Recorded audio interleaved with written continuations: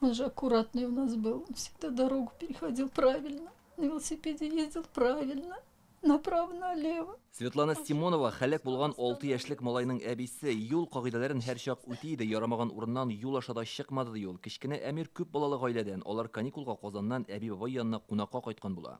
Они каждый выходной сюда ездят. Алар атна сайын кайтып йөриләр. Гаиләдә 3 бала, Әмир уртанчысы иде. Бу хәлнең балалар мәйданчыгында килеп чыгуы аяныч. Сабыйларга тагын кайда уйнарга кала инде. Обидно, что на детской площадке это случилось. Где детям еще теперь гулять?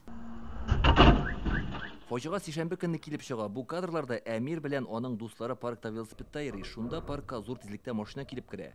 Баланың исән калу мөмкинлеге булмый. Паркта йөрүче башка кешеләр могҗиза белән бәләгә юлыкмый кала. Менә ул Алексеевскидагы 8 март дип аталучы парк. Бүген бирдә шомлы тынлык хакимлек итә. Ә инде авыр хәлне искә төшереп торучы җимерек тимер рәшәткәләр урынына вакытлыча киртәләр куелган. Без тавышка чыктык, тегеннән каулап килде. Машина мен йортта йөрим, конечно.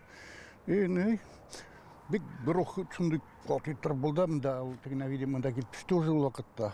Новость ужасная, услышала я от знакомого просто. Бу котышкыч хәбәр булды. Миңа ул хакта танышларым әйтте. Машинада гомумән йөрергә ярамаган урынга шундый зур тизлектә килеп керү ул баш-баштаклык.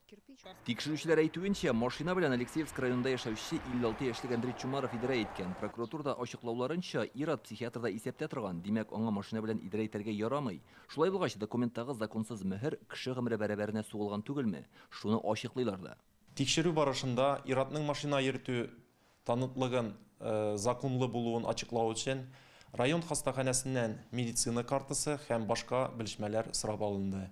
Амбулатур картасында ачыкланганча, ир-ат 2021 елның ноябрь-декабрь айларында машина йөртү танытлыгы алыр өчен медицина тикшерүен узган.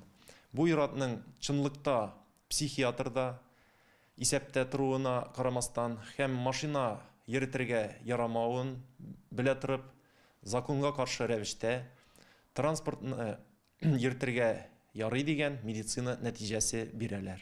Бу хәлдән соң тикшерүчеләр машина йөртү таныклыгы бирергә ярый дип белешмәгә кул куйган табибка карата вазифа вәкаләтләрен арттыру мәддәсе буенча җинаять эше кузгатты. Возбуждено уголовное дело в отношении председателя врачебной комиссии. Алексеевскийның үзәк хастаханәсендәге медицина тикшерүе буенча табиблар комиссиясе рәисенә карата җинаять эше кузгатылды.